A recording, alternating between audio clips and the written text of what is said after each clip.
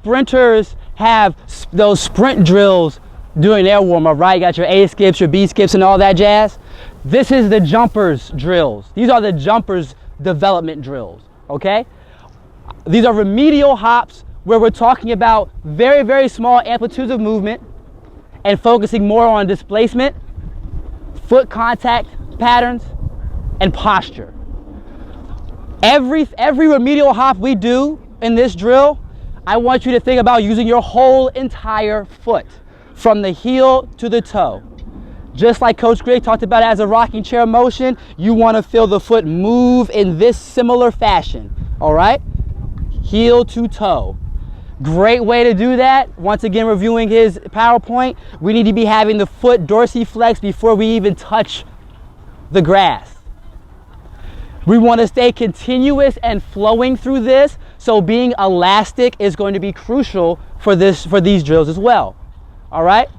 We're going to do a double leg forward hop to the first orange cone you see. Mobility. Feel your ankle and your foot work on these drills, okay?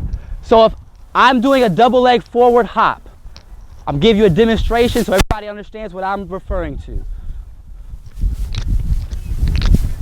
That much amplitude and that much displacement. Do you guys notice what my swinging segments are doing? They're swinging in the rhythm of the jump. Why? Synchronization. Keeping the arms and legs in synchronized allows us to have better balance, have more control, and feel more coordinated. Remember, we cannot hit the ground in the right position if our ankle isn't dorsiflex. I'm looking for really good dorsiflexion right before contact, because now I know once the foot is dorsiflex, we are now a loaded pistol ready to just explode. Once that, you now have become a spring with that ankle. As soon as you touch the ground, it will take you right back up. So if you set up the dorsiflexion correctly, other things will fall into place. Next group. There you go. Think about landing on the heel, guys. We're a little too toey in this group. There you go. If you don't feel the heel getting action, then obviously we know we're not doing it right. That's why we're barefoot, so you can feel where the contacts are being hit. If we're feeling burning sensation in our balls of our feet, ding ding, that's a cursor that maybe we should be doing a lot more flat. Use the whole foot. You have it, use it to your advantage. All right, already from the remedial hops to here, I saw better foot contacts. But I see lots of things that we can work on. And I know that for many of you, I've told you 10 brand new things, and there's no possible way you can sort it all out, and that's fine. So pick one. I'm going to talk about a lot of things. Pick one and really try to get that thing correct. Next time through, pick something else, see if we can start to add. So here's what I noticed. We're skipping for height, but if we're not going very far, then we shouldn't be putting a ton of force into the ground, right? The amount that we displace is going to be directly proportionate to how hard I try or how hard I push it into the ground. Well, here we're not trying very hard. We're not going to push it into the ground very hard. So if I'm not trying very hard, I'm not pushing it into the ground very hard, then I'm not going to go very far. All of that is perfect for this drill. If I'm not going to go very far, then my swinging segments should be synchronized. If I'm not going very high and very far, then my arms and knees are not going to move massively. So I'm not going to put little in the ground but then be way up in here. I want my movements of my arms and legs to be proportionate to the amount of force I'm putting into the ground. I will get bigger, my legs will separate more, I will travel further as we move along and get better, and I ask you to do it with more intensity. But right now, slow it way down. Even the world record holder in the triple jump comes out and does these basic movements. They're really easy. He's done them a billion times, but he has to go all the way back to step one to make sure he's doing it right. So even those of you who are really good jumpers, put the ego in your back pocket for a little bit and take some time and go nice and easy and make it look perfect.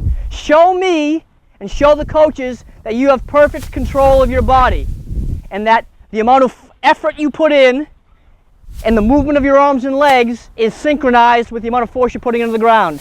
So when I skip for height, it's going to be posture, heel toe rolling, And let's add one more piece to it now. If my right foot is on the ground, where will my left hip go? If my right foot is on the ground, where will my left hip go? Think back to the classroom and the ways the pelvis moves. It's going to go just like the drill, up and forward. So if my right foot is on the ground, my right hip is going to be at its lowest point. My left hip is going to raise up as my leg swings, and it's going to get forward. So I'm going to get to a point where my right hip is down and back, my left hip is up and forward. I'm going to feel a little bit of twist. I'm going to feel a little bit of twist. So here's skip for height, checking on the letting the pelvis oscillate. Here you go, skip for height. Just feeling the hip out in front. Feel the opposite hip move up and forward, up and forward, up and forward, up and forward, up and forward.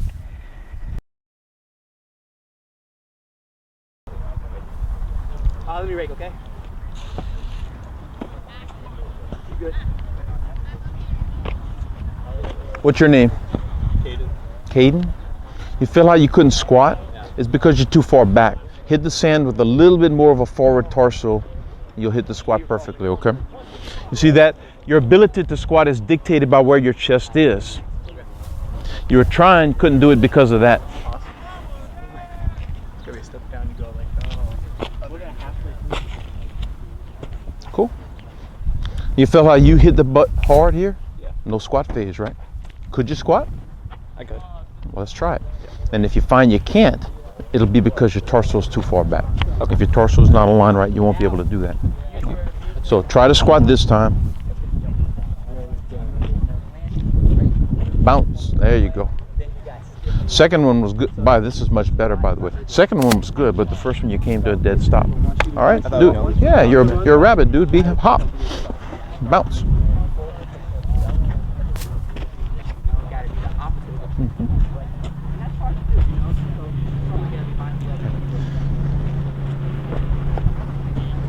Hey guys, listen up, please.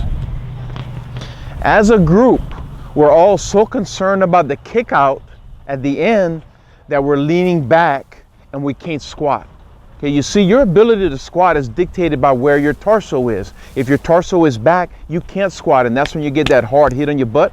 Okay, so what I'm saying is, don't worry about the kick out when you're taking off. Think about the squat when you're taking off. If you're anticipating squatting, you'll nail the landing. If you're thinking about the kickoff when you take off on the last takeoff, then you're always going to be too far back. Does that make sense? So make your focus anticipating the squat, not anticipating the kick out. Got it? All right, that'll clean you all up again.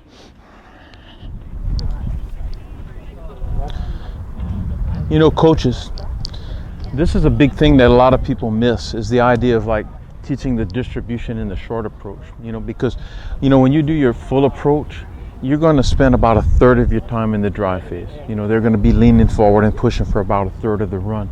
Well, in this situation here, you still only want it to be a third of the run. You see, what happens is, and what Ruben's battling right now, is a lot of these guys, they'll come down and they're leaning forward for 6 steps and the run is only 6 steps. So what happens as a result of that is they're not jumping from the same positions in practice that they would actually be jumping from in the competition. So how you distribute the short approach run is like a big thing. It makes a big difference as to how these types of exercises transfer into the meet. Make sense? What you got, bro? When you do this, Mm-hmm. the toe up here or down? Front foot flat, Okay. back foot on the ball of the foot. Okay. Okay? Sorry to keep you waiting, huh? What's your question? How many steps do you run in a real track meet? Is it further than this? 19. 19? So you're telling me here you're running from shorter, correct? Don't go yet. Do you know why you would do it from short run? You're a smart guy. To get more focus on the. Because if we do it at shorter runs, it's going to be slower and it's easier to learn the skill. Okay, so what I'm saying is this, is that we don't want to have you going quite that fast because it's going to be hard for you to acquire the skills. You see, you're not going to jump as far from these short runs as you will from your full approach anyway, regardless of how hard you try. Understand? So this is not about jumping as far as you can. This is getting your body in the same positions you should be in the full approach jumps, okay? So you got to buy into toning it down just a little bit and being a little more relaxed, okay? When you get all the way back there, you can hammer again, okay? Got it? Controlled start. Okay. That makes sense. You got a second, bud? Makes What's your name? Like Daniel, you're pushing really, really well to the board, but in the last couple of steps, relax just a little bit more. What you're going to find is that you're going to be too far forward to really take off well. Oh, you mean my chest is too far forward? Yeah, exactly. If you understand, use the first half of your run to build your momentum, and the second half to kind of position your body, as opposed to killing those last few steps, okay? Okay. Understand? Yeah. Yeah. Because if you do what you're doing, you're going to feel really weird in your first takeoff, all right? All right. Cool.